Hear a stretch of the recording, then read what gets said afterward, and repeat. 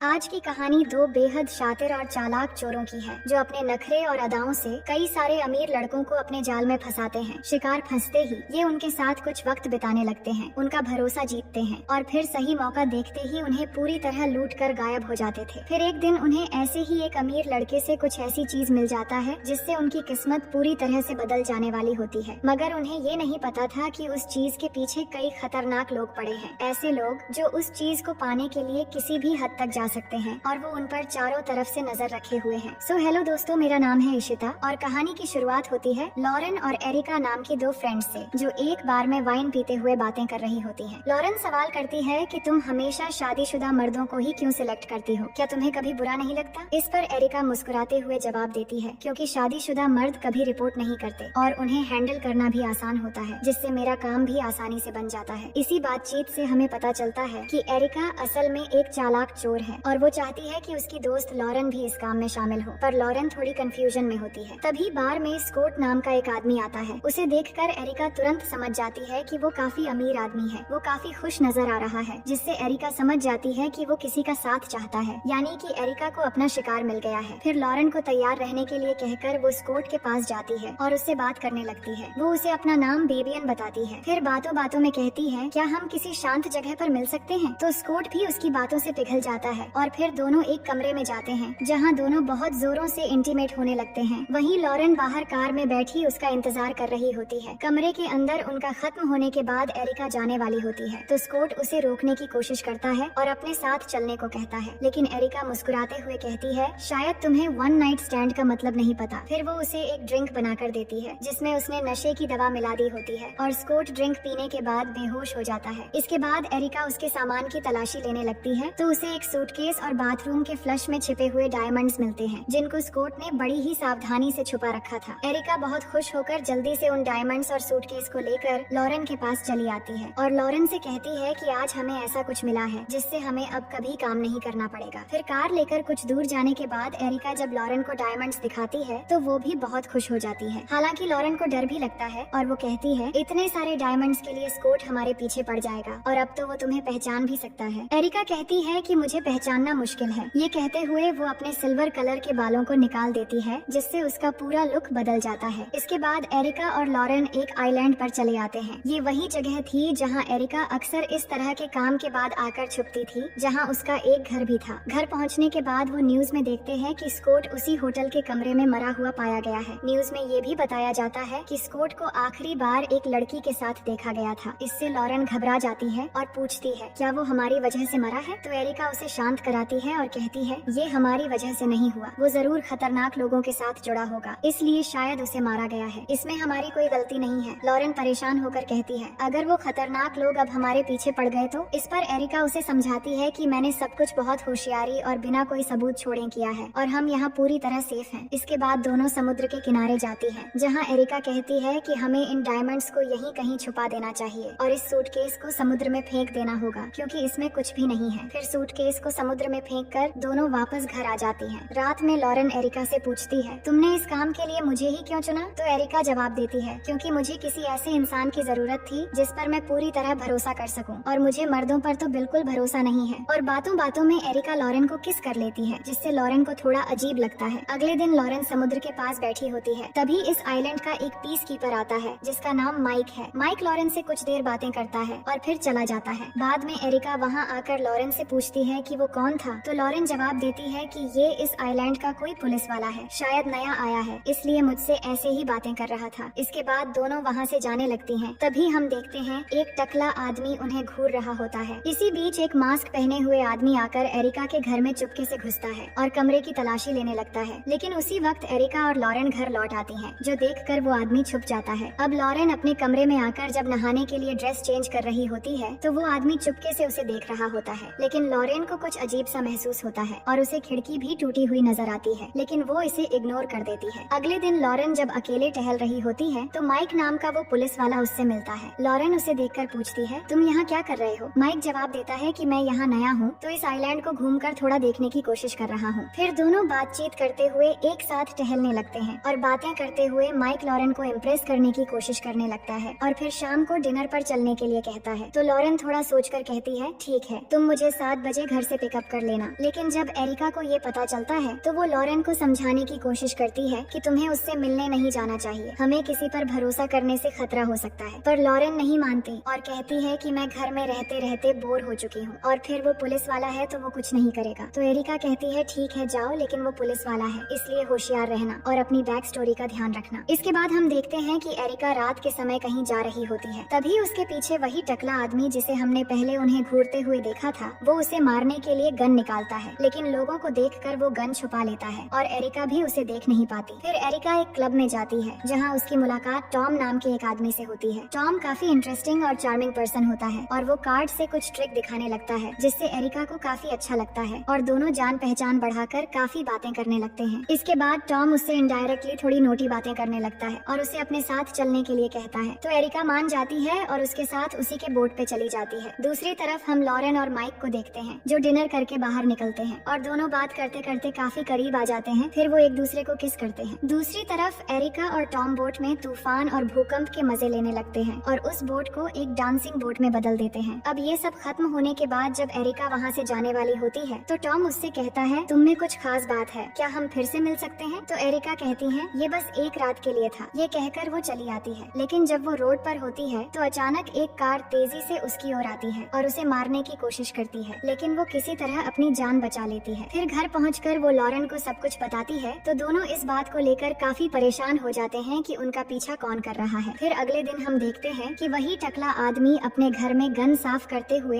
Areca की एक photo देख रहा होता है जिसमें एरिका स्कोट के पास से निकल रही थी। इसके बाद लॉरेन और एरिका एक जगह बैठकर जब इस बारे में चर्चा कर रहे थे तभी एरिका उस टकले आदमी को नोटिस करती है और लॉरेन को उसे देखकर बताने के लिए कहती है कि उस टकले को उसने कभी देखा है या नहीं, क्योंकि उसे कुछ गड़बड़ लग रहा है। तो लॉरेन उसे देखकर नहीं पहचान पाती पर कहती है कि हमें इस आइलैंड को छोड़ देना चाहिए, यहाँ पर हम किसी भी स्ट्रेंजर पर भरोसा नहीं कर सकते। आगे हम देखते हैं कि टॉम एरिका को सरप्राइज देने के लिए उसके घर आता है। वो एरिका से कहता है मैं बस तुम्हें देखने आया हूँ, पर एरिका कहती है तुम ज्यादा देर तक यहाँ रुक नहीं सकते। फिर दोनों एक साथ कमरे में चले जाते हैं। दूसरी तरफ लॉरेन और माइक भी एक साथ समय बिता रहे होते हैं, पर लॉरेन माइक से कहती है मैं और एरिका इस आइलैंड पर ज्यादा दिन नहीं रुक सकते, हमें जल्द ही यहाँ से चले जाना होगा। माइक इसकी वजह पूछता है पर लॉरेन उसे कुछ भी नहीं बताती और कहती है कि हमने जो भी पल एक साथ गुजारे वो बहुत ही खूबसूरत है, लेकिन हमारे लिए यही बेहतर होगा कि इस रिश्ते को हम यहीं पर खत्म कर दें। ये कहकर वो चली आती है। फिर वो जब घर वापस लौटती है तो एरिका उसे नहीं मिल रही थी, तो उसे आवाज लगाते हुए जब उसके कमरे में जाकर बाथरूम चेक करती है तो देखती है कि एरिका और टॉम बाथरूम में एक साथ लगे हुए हैं। लॉरेन को थोड़ा अजीब लगता है पर वो कुछ नहीं कहती। नेक्स्ट सीन में एरिका और लॉरेन बीच पर टहल रहे होते हैं, तभी उन्हें वही सूटकेस मिलता है जिसे उन्होंने समुद्र में फेंक दिया था। जब वो सूटकेस खोलते हैं तो उसमें एक ट्रैकिंग डिवाइस मिलता है। इससे वो समझ जाते हैं कि कोई उन्हें ट्रैक कर रहा है। फिर एरिका उस डिवाइस को तोड़ देती है। इसके बाद रात में एरिका लॉरेन से कहती है माइक और टॉम के बारे में इंटरनेट पर पता करो और निकलने से पहले खिड़की दरवाजे भी बंद करने के लिए कहती है। लेकिन एरिका बाहर निकलकर जब कहीं जा रही होती है तभी माइक उसे जाते हुए देख लेता है और किसी को फोन करके